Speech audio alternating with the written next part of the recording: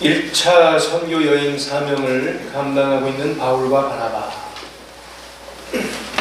먼저 섬으로 갔어요. 배를 타고 구브로라는 섬, 사이프러스 이랬죠.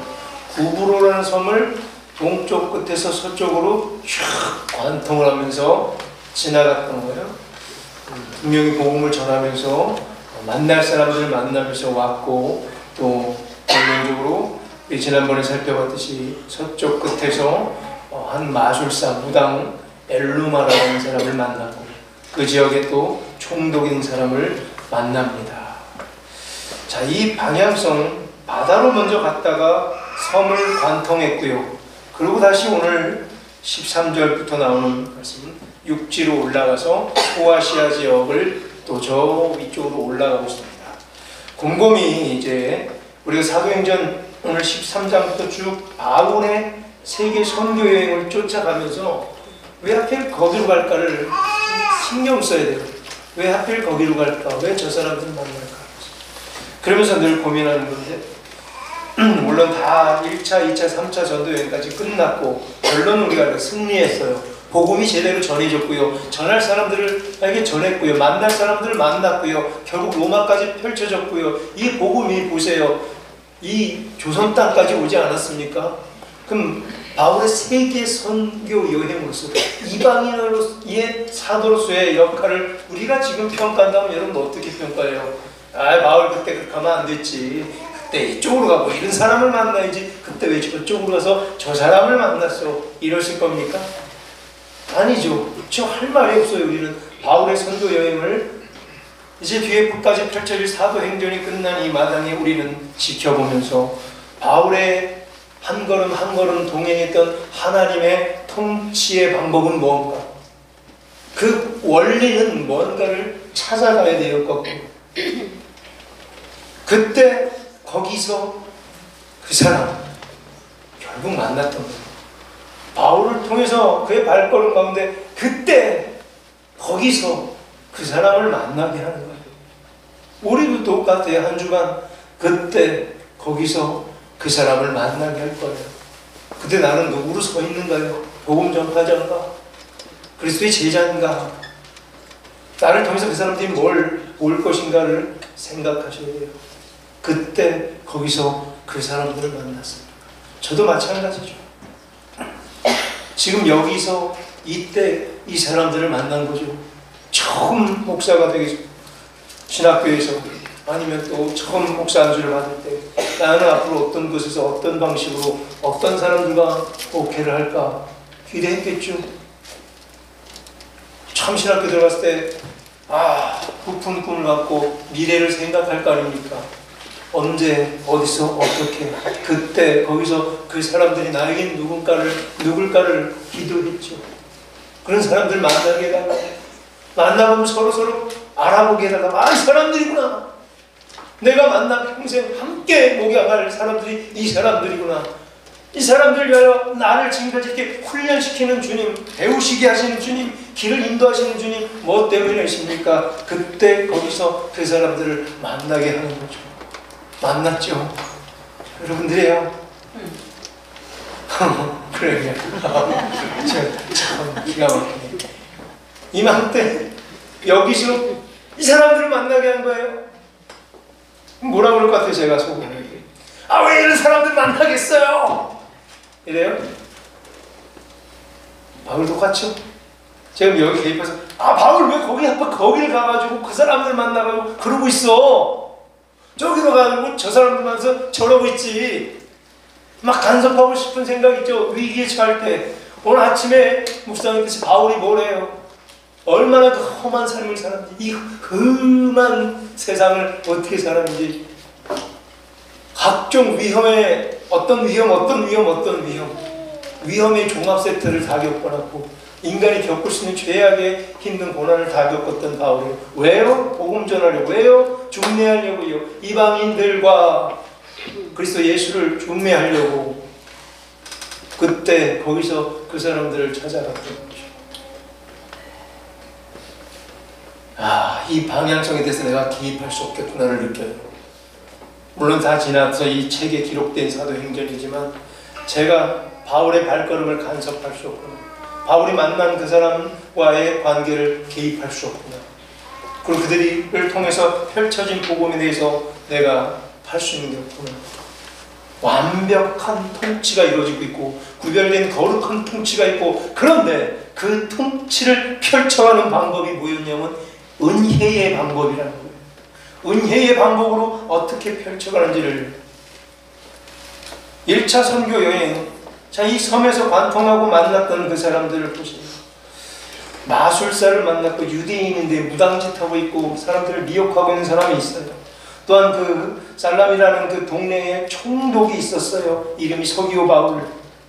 13장 7절을 보니까 마침 만난 사람이 다행히 지혜 있는 사람이고 마침 가르침, 바울과 바나바의 가르침을 원했던 사람, 하나님의 말씀을 듣고자 했던 사람, 마음이 원했던 종교심이 있는 사람, 종교심이 있어서 일단 무당에게 꼬임받아 무당을 샤머니즘 쪽으로 믿고 있는 이 사람에게 바울과 바나바가 복음을 들이대는 이 현장을 보게 된 거죠.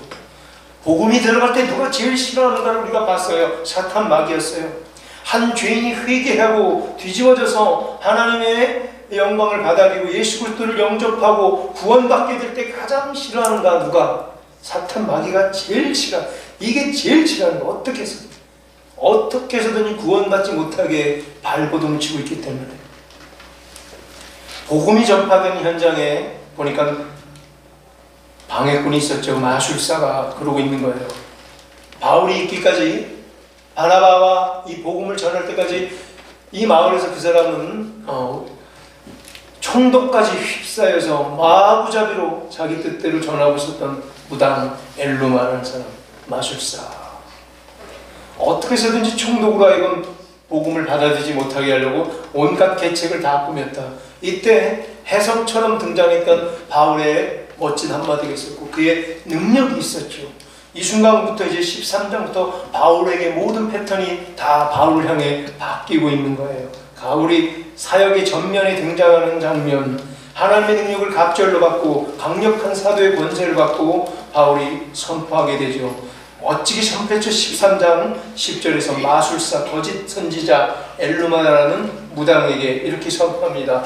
모든 거짓과 악행이 가득한 자요, 마귀의 자식이요, 모든 의의 원수요. 자, 그럼 바울이 우리가 선교 여행 가서 기록된 말은, 첫 번째 꺼냈던 말은 이건 뭐죠? 저주 아니에요?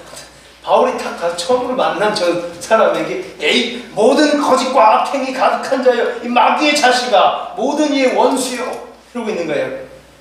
어느덧 뭐 따뜻한 위로의 말과 축복의 말과 또 이런 것이 아니죠. 복음을 대적하는 자들에게 일단 이렇게 강력한 영적 전쟁이 펼쳐지는 현장을 우리에게 봅니다. 바울의 인생이 이렇게 시작하고 있어요.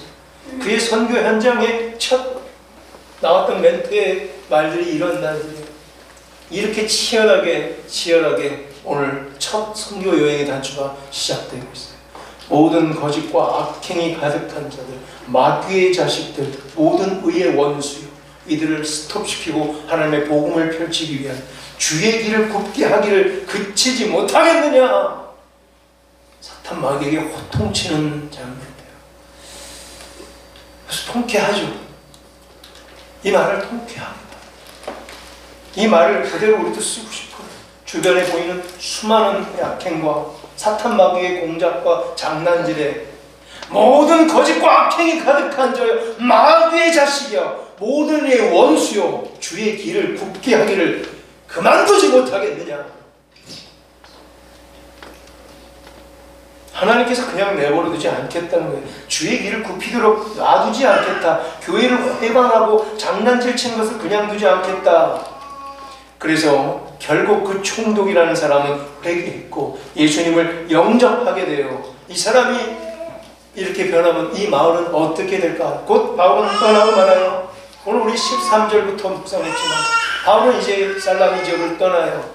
거기는 이제 방금 받았던 총독, 예수님을 영접했던 이 사람이 어떻게 펼칠지를 그저 기대할 뿐입니다. 하나님의 손이 네 위에 있으니 라는 저 11절 말씀, 주의 길을 굽게 하고 하나님 있는 백성들을 방해했던 자들에게도 똑같이 주의 손이 네 위에 머무는 거예요. 그래야 공평해요. 저는 이렇게 여기서 축원합니다. 주의 손이 우리 위에 항상 머물게 되기를 축원합니다. 우리가 기뻐할 때, 정의를 실행할 때, 아름다운 섬김을 할 때 주의 손이 우리 위에 머물게 될 줄로 믿습니다. 동시에 우리가 나쁜 짓을 골라 찾아 헤맬 때 주의 손이 우리 위에 머물러 있을 줄로 믿습니다. 이때는 아멘이 적죠. 동일해야 돼요. 우리가 기뻐할 때, 기쁨으로 찬양할 때, 아름다운 섬김과 희생 있는 장에 하나님의 손이 그 위에 머물게 될 것이고, 또한 우리가 타락하고 죄짓고 연약해지고 또 수군거리고 싶고 분쟁시키고 싶고 작전 짜고 싶고 머리 굴리고 싶을 때도 동시에 그 위에 하나님의 손이 머물고 있을 줄로 믿습니다. 나도 누군가의 방해자가 될 수 있잖아요. 나도 누군가를 공격할 수 있잖아요. 나 때문에 누군가 은혜를 까먹게 될 수도 있잖아요. 나 때문에 누군가 힘들어질 수도 있잖아요. 그럼 그거 주님께서 방해해야 되잖아요. 막으셔야죠. 그 사람 보호하려면. 내가 잘못할 수도 있잖아요. 나는 항상 옳은가요? 어떻게 그런 독선이 있을 수 있어요? 나도 틀릴 수 있고 잘못할 수 있고 늘 회개할 준비들을 하시기 바랍니다. 그런 사람들이 성숙한 신앙인이고 언제든지 그 손이 내 위에 머물게 해달라고 담대히 말할 수 있는 우리 되기를 바랍니다. 떳떳한 신앙, 깨끗한 신앙, 순수한 신앙, 꼬이지 않은 신앙, 쭉 펴진 신앙, 이렇게 길이는 똑같은데 직선으로 뻗지 못하고 굽이 가서 몇 센치 앞으로 전진 못한 신앙이 아니라 차곡차곡 말씀 들은 대로 그대로 쭉쭉쭉쭉 뻗어나가는 그런 신앙. 또 넘어질 땐 넘어지고 책망받을 땐 책망받고 또 일어서고 순수하게 갈 수 있는 이런 깨끗한 신앙 생활하시기를 간절히 축원합니다. 하나님께서 이제 기적의 방식으로 일을 하는 것을 우리는 알았어요. 사도행전 이 앞까지 어떤 일이 펼쳐졌어요. 세계 선교하기 이전에 12장까지의 장면 중에 늘 핵심 주제가 뭐였어요? 기적이었죠. 하나님의 통치 방법은 기적이었죠. 첫 베드로가 3장부터 시작했던 방법은 합리적인 방법이 아니라고 그랬죠. 계산적인 방법이 아니라고 그랬죠. 하나님의 기적에 호소하는 방법. 그리고 직접 보여줬죠. 기적으로 초대교회가 일어날 거고 또 어떤 방식? 순결과 순수한 방식. 살아남으려고 애쓰면서 머리 쓰고 작전 짜는 방식이 아니라 순결하고 순수한 방식으로 서는 것, 순종하며 서는 것.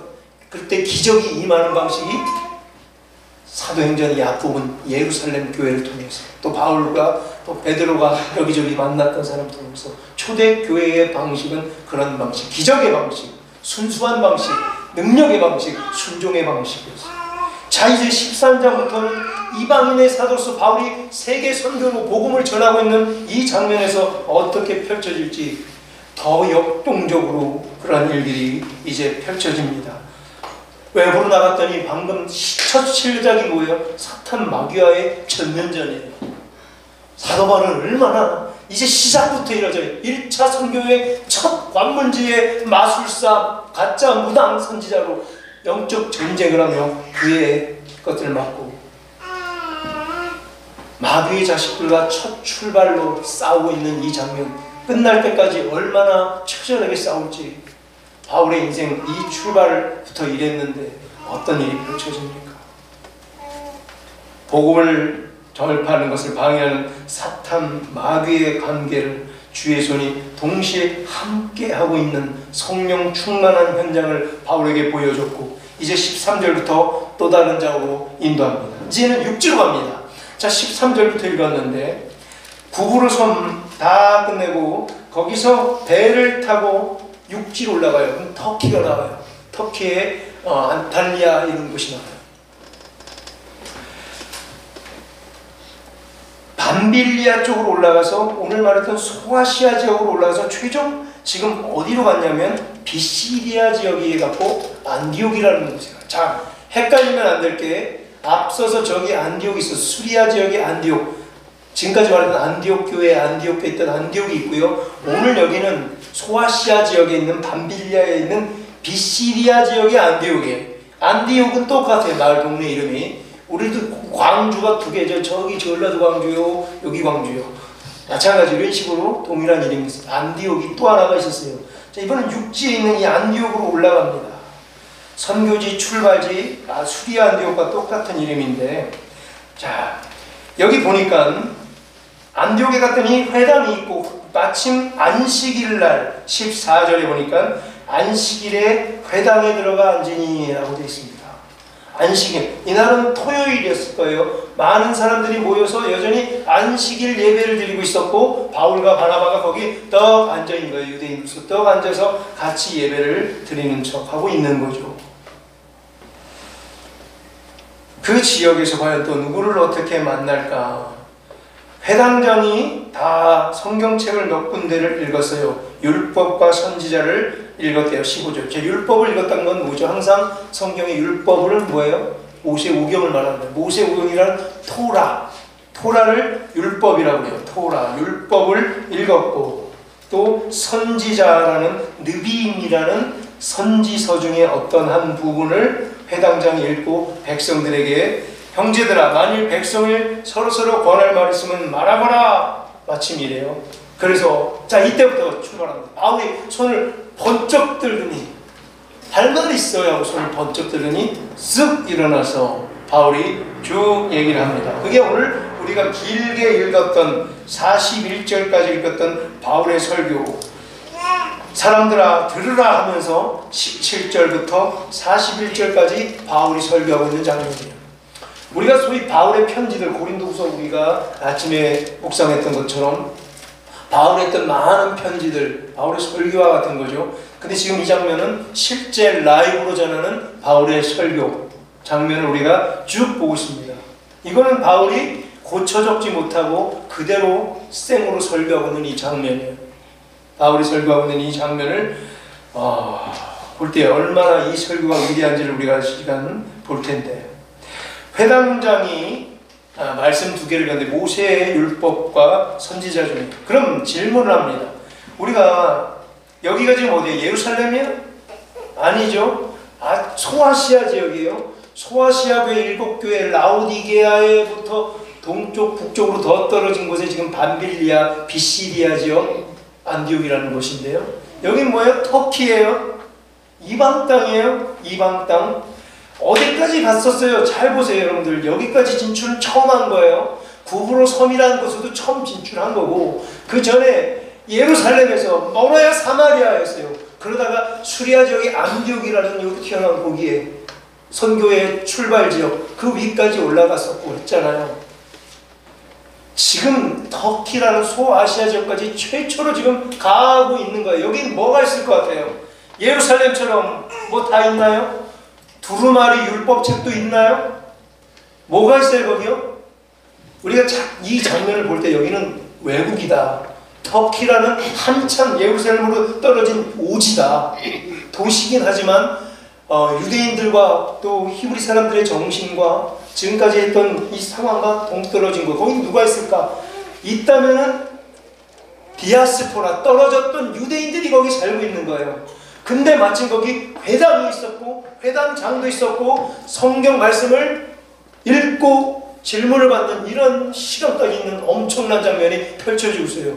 자 보세요. 방금 앞서 섬에서 올라갔죠. 섬은 어땠어요? 이 섬 험악했죠. 무당이 다스리고 섬 지역에 무당과 거짓 선지자들과 이런 샤머니즘이 가득했던 곳이었어요.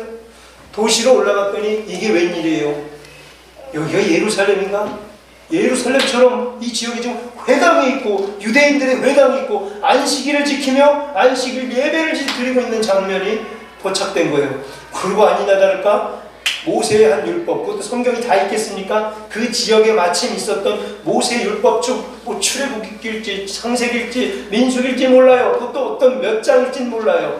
몇 부분 주순 성경이 있겠죠. 그걸 회당장이 읽었겠고, 또 선지자의 글이 이사야의 글인지 예레미야 글인지 몰라요. 아무튼 하나 있는 선지자의 글을 읽고, 이렇게 구약 시절에 그들이 유지하고 있는 이 헤브라이즘, 히브리의 전통, 앞서 봤던 히브리의 사상, 헤브라이즘이라고 해요. 히브리 전통을 여기서 이 외국에서 타지에서 터키 지역에서 고수하고 있는 자들이 있었다는 거예요.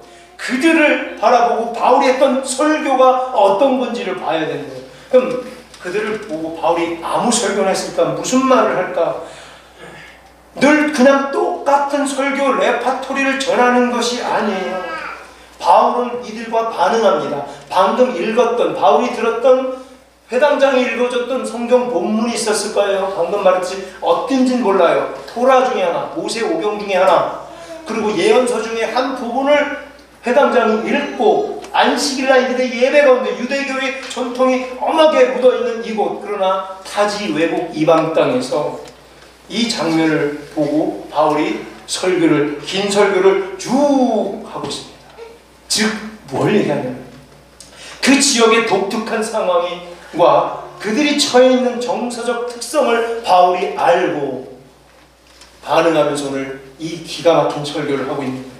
그저 아무 생각 없이 레코드 틀듯이 그냥 가가지고 똑같은 소리를 하는 거죠. 예수님을 믿으십시오. 우리를 위해 십자가 달려 죽으시고 우리 죄를 속하시고 3일 만에 부활하셨습니다. 주님이 여러분을 사랑합니다.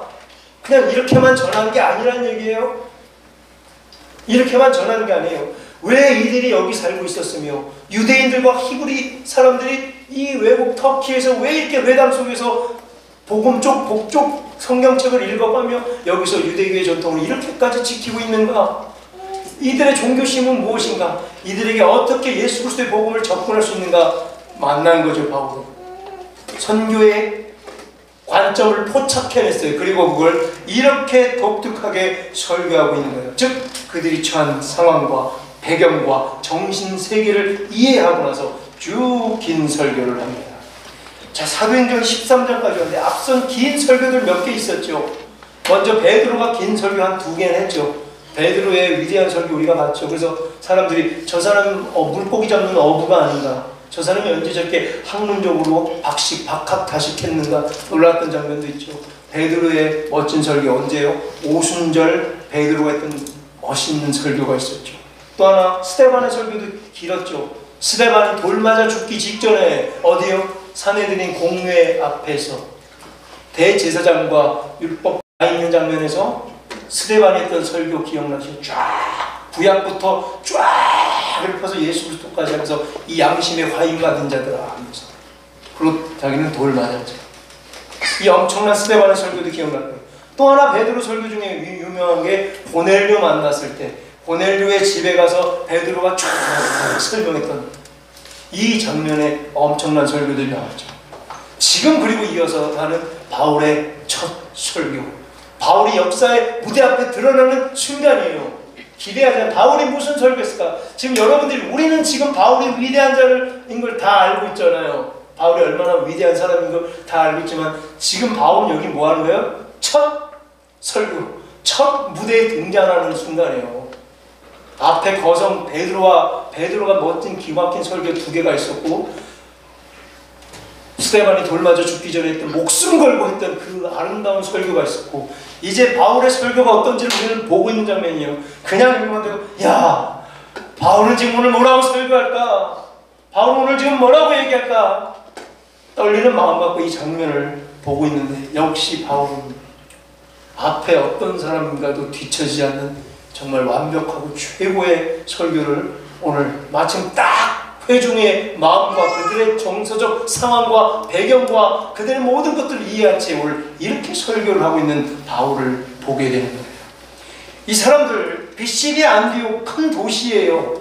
유대인의 회당이 그래서 있었어요. 마침 디아스포라 유대인들이 안식일만 되면 여기를 다 몰려들어서 안식일 예배를 드리고 있는 이 장면에서 설교하고 있어요. 14절에 이날은 안식일이었다. 그럼 유대인들만 있는 게 아니라 거기에 유대교로 개종한, 유대인들에게 영향받고 유대교로 입문한 그 지역 이방 사람들, 원래 터키 사람들, 그 지역에 살고 있는 터키 사람들, 유대인들을 통해서 영향을 받고 유대인의 종교로 입문한 사람들도 함께 묻혀 있었죠. 보니까 뭐래요? 안식일에 예배처소에 있는 회당장에 모인 유대인들과 또 유대교를 따르는 경건한 무리들과 함께 있는 이 장면. 요한계시록에 나오는 소아시아 7개의 교회에 쭉 돌아갈 때 라우디아 교회보다 더 북쪽으로 내륙으로 더 올라가요. 한참 올라갔다는 얘기를 강조하고 있는 거예요. 터키 지역이에요. 완전히 이방인들이 살고 있는데 하필 거기에 이렇게 아름답게 유대인의 회당과 유대인들이 모여서 자기의 뿌리 헤브라이즘을 지키고 고수하고자 발버둥치면서 이 유대교 예배를 드리고 있는 이들은 누굴까? 이 생각을 하자는 얘기예요. 방금 보세요. 이 지역은 무슨 사상이 관통했죠? 헬레니즘이에요. 헬레니즘, 헬라 사상. 신약에 있는 헬라어로 적혀있는 헬레니즘이라고. 이 지역을 관통하고 있는 철학 사상과 문화 예술 사상이에요. 헬레니즘에 다 물이 안 단 데가 없는 정도라고 제가 설명까지 했어요. 헬레니즘이 얼마나 강력한가까지도 설명을 했어요. 헬레니즘이 묻어나오지 않는 구석이었고 생각이 없다는 얘기예요. 지금 오늘날 똑같이 뉴에이지라는 게 우리 이 시대를 장악해서 우리 머릿속에, 뼈 속에, 핏줄 속에 나도 모르게 내가 본 광고와 드라마를 통해서 나도 모르게 뉴에이지가 나와버린 것처럼 똑같이 헬레니즘이 여기를 장악해버렸어요. 그 속에서 오늘 이 사람들은 뭘 하려고 하는 사람들이에요? 헤브라이미즈라는 이런 히브리 사람들의 고유한 정신을 고수하고 유대교 예배를 지키려고 보수하고 있는 사람이에요. 디아스포라에서 외국에서 살면서 철저하게 자기 것을 지키려고 발버둥치는 사람들이에요. 어려웠겠죠. 외국인이에요. 외국인. 여기는 외국인이고요. 유대인들이 외국인이라는 얘기를 하고 있는 거예요. 외국인들이 거기서 힘들게 자기의 뿌리를 지키고 있는 이 사람들에게 오늘 바울은 이런 설교를 하고 있는 겁니다. 아름답게 히브리 운동을 여전히 진행시키고 있는 사람들, 히브리 사상을 신봉하고 있는 존귀했던 사람들, 경건한 사람들, 안식일마다 멀리서 찾아와 회당을 찾고 종교의식을 고수했던 경건한 사람들. 이 사람들에게 바울이 전했던 이 내용이 뭘까?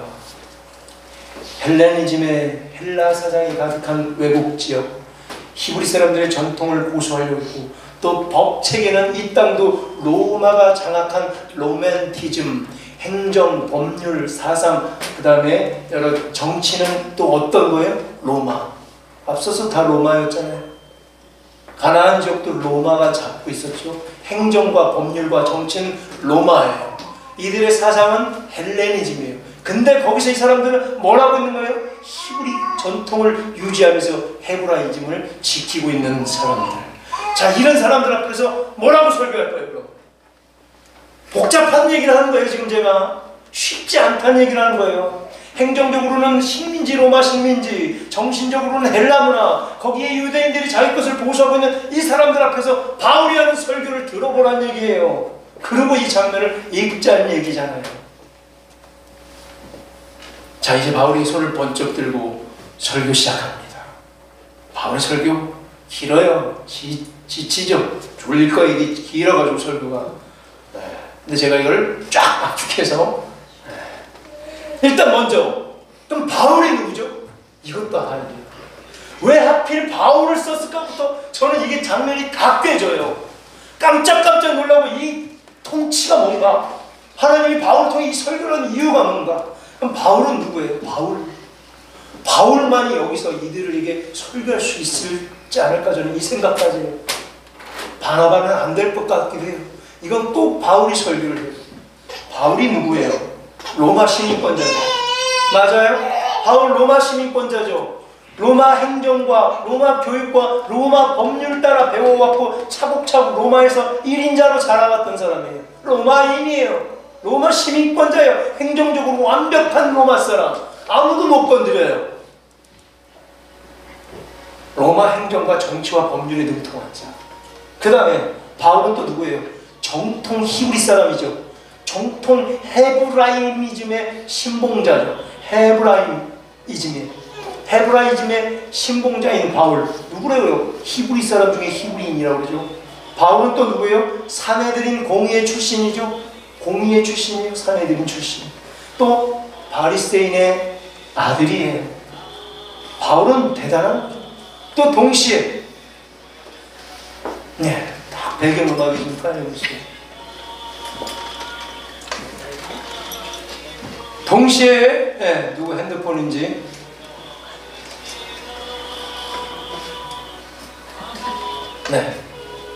잠시 나가주세요. 그럴 때도 있는 거예요. 별일이 다 있습니다. 바울이 지금 어디까지 얘기했죠? 로마 사람이요. 완벽한 로마 시민권자, 동시에 히브리인 중에 히브리 둘째가 나면 서러울 정도로 히브리의 돈독한 히브리 사람이에요. 헤브라이즘에. 또한 바울은 어떤 사람이세요?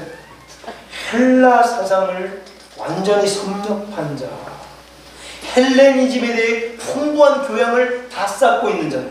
즉 어느 것 하나도 뒤지지 않는 사람이라는 거예요. 로마면 로마, 헬레니즘이면 헬레니즘, 또 히브리 사상이면 히브리 사상, 모든 것을 관통하고 섭렵하고 그 누구도 이를 따라갈 자 없는 그가 거기에 마침 모여있는 로마 행정지역에 헬레니즘 문화 속에 있는 외국인으로 와 있는 히브리 사람들을 위해서 설교를 하고 있는 바울의 설교. 이 모든 것에 정통한 바울이 오늘 회장당에 하필 모여있는 경건한 사람들, 하나님을 공경하러 온 이 사람들에게 설교하고 있는 중이에요. 얼마나 존귀한 사람들이에요. 근데 중요한 건 뭐예요? 이 사람들 예수를 몰라요. 여전히 안식일에 예배를 드리고 있죠. 토요일에. 지금까지는 이제 어떻게 했나요? 바뀌었죠. 안식일을 폐했고 그 다음날이 주일날 부활하셔서 주님의 날 부활절, 부활주일날, 이때부터 어떻게 예배드려요? 주일날 예배를 드리죠. 안식일 다음날, 안식일 다음날 예배를 드리죠. 기독교는. 근데 여기는 지금 뭐예요? 안식일날 모여서 예배를 드리고 있어요. 여전히 구약시대예요. 예수 그리스도의 복음을 몰라요. 바울이 더 안타까운 거예요. 로마 행정 속에서, 헬레니즘 사상 속에서 유대인의 것들만 가득 차서 드려지는 이 내 동족 동포 유대인들, 이들을 대상으로 첫 설교를 이렇게 멋지게 하고 있는 거예요. 그러니 이들은 얼마나 보수적인 사람들이에요. 치이고 치였고 외국에 와서 남의 땅에서 로마 행정에 치였고 헬레니즘 사상에 빠져있는 사람은 생각이 틀려서 아유 생각이 틀려, 어떻게 그런 생각을, 도무지 생각이 안 통하는 사람들 속에서 지키려고 유대교 것들을 강력하게 붙잡고 있고, 이들은 뭐예요? 오이코노미아가 어떤 오이코노미아예요? 옛 오이코노미아겠죠. 옛 유대인 방식의 오이코노미아 거에 꽉 잡혀있겠죠. 여전히 모세의 것과 율법의 것과 아브라함의 것에 꽉 차있겠죠. 히브리 것과 이스라엘 것과 여기에 가득 차있는 이 사람들에게 이렇게 설교합니다. 내용을 보니까 스데반의 설교와 너무 비슷해요. 스데반이 살아 환생한 겁니다. 스데반의 설교 내용을 쭉 답습하는 느낌을 들면서 이후에는 강력한 예수 그리스도의 복음으로 완전히 틀어서 전해졌습니다. 오늘 바울의 설교의 장면은 크게 구약의 장면을 쫙 관통하고 바로 세례 요한 장면부터 신약의 장면 같고 예수 그리스도의 죽으심과 부활과 그의 영접하면 살 것이라는 장면으로 복음으로 쫙 이어가는 아주 기가 막힌 걸작의 설교죠. 스데반의 설교가 위대했지만 오늘 바울의 설교도 못지않은 스데반 설교를 못지않은 그러한 설교를 관통하고 있습니다. 바울이 뭐라 설교하는지 우리가 다음 시간에 자세히 읽어볼 텐데 숙제를 해드리겠습니다. 바울의 설교를 여러 번 들어보시고 앞선 베드로, 스데반의 설교와 또 어떤 차이가 있는지, 왜 하필 이러한 설교를 이 사람들에게 감당하게끔 이 설교를 했는지, 바울은 오늘 충분히 스데반의 설교를 사실 흉내내고 있어요. 스데반이 구약을 관통했던 것처럼 바울도 하나둘씩 관통해내고 있는 거죠. 스데반이 누구를 향해 설교했다고 했어요? 산헤드린 공회 앞에서 율법 학자들과 대제사장들과 공회 멤버들 70몇 명의 정통 유대교 지도자들 앞에서 돌 맞아 죽어가면서까지 했던 스데반의 설교를 누구 앞에? 정통 유대인들 앞에, 헤브라이즘에 가득한 히브리 전통 사상의 소자들 앞에서 스데반이 설교했고, 오늘 바울은 거기에 걸맞는 설교를 지금 누구 앞에서 또 여기서 히브리 것을 지키고 발버둥치고자 하는 사람들에게 히브리의 말로 그렇게 설교를 그는 하고 있습니다.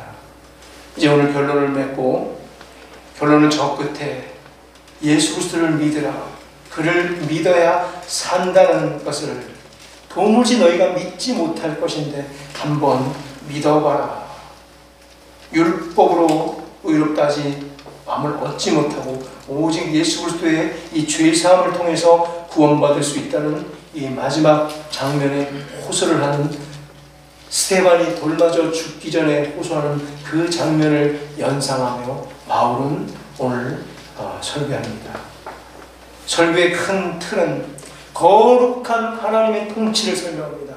구약시절 모세의 출애굽부터 설교하면서 모든 것이 하나님의 완벽한 계획과 거룩한 통치였고, 그것도 통치고, 당신들 디아스포라 유대인들이 왜 하필 이 터키, 피시리아, 안디옥 지역에서 살고 있는 이 모든 것도 하나님의 통치인데, 그것이 은혜의 통치고, 단 은혜의 통치가 되려면 예수 그리스도를, 방금 내가 지금까지 말했던 이 사람 예수 그리스도를 반드시 믿어야, 그가 하나님이시다라는 것을 외치고 있는, 자기 민족을 향한 간절한 열망을 두고 있는 바울의 설교.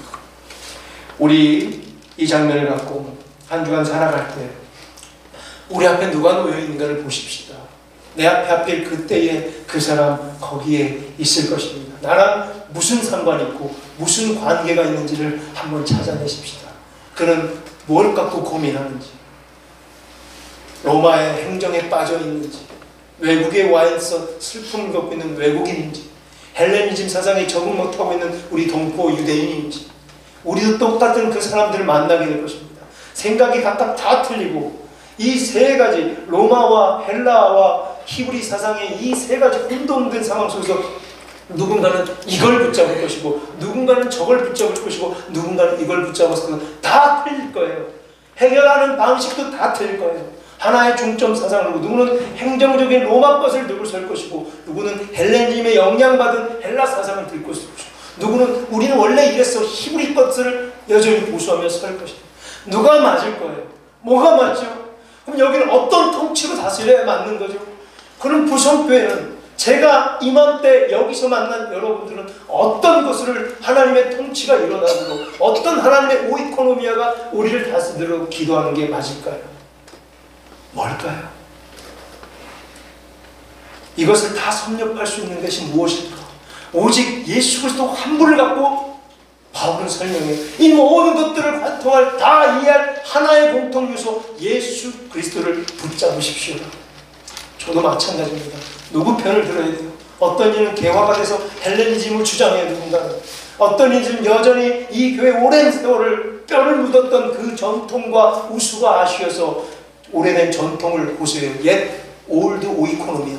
누군가는 새로 들어와서 뉴 오이코노미아, 새로운 통치 방식을 원해요. 누군가는 또 법대로 합시다, 로마 법을 주장해요. 뭘 갖고 해야 되는 거예요? 이 말을 들어야 돼요. 이 말을 들어야 돼요. 법대로 해야 돼요. 뭘 선택하는 순간 누군가는 상처를 줘요. 법대로 해. 그럼 아유, 너무 그냥 율법주의자인 법대로 해. 인간미가 없어, 이럴 것이고. 옛사람, 히브리 사람들의 편을 들어주면은, 아니, 새 사람들이, 텃세하고 있네. 텃세하고 옛날 사람들 편만 들어줘, 그럴 것이고. 새로운 사람들의 손을 들어주면, 아니, 옛 것을 고수하지 못하고, 이 새로운 헬라 사상에 빠진 저 사람들 편만 듣고. 실제 그렇더라고요. 이 자리가 실제 그런 자리더라고요. 그럼 뭘 갖고 저는 설교해야 되는 거예요? 누굴 갖고 누구 편에 들어줘야 되는 거예요? 아무 편도 들어줄 수 없어요. 단지 공평하게, 공평하신 예수 그리스도만을 선포하겠습니다. 여러분, 그 앞에 맞추셔서 오늘 이 현장, 바로 복음 전파 현장이 이렇다는 걸 제가 말하고 있는 거예요. 사도 바울이 만났던 복음 전파 현장, 악한 사탄 마귀가 꽉 쥐고 있던 샤머니즘의 현장을 그 섬에서 관통했고, 이제는 또 이런 현장들이 앞으로 펼쳐진 곳에서 어떻게 복음을 전해야 되는지를 사도행전을 통해서 우리 배워가십시다. 그리고 하나님은 어떻게 쓰셨는지를, 그 통치를 은혜의 방식으로 어떻게 펼쳐가는지를 우리가 함께 배워보시고 내려놓고 하나님 방식 앞에 순종하는 우리 모두 되길 간절히 축원합니다.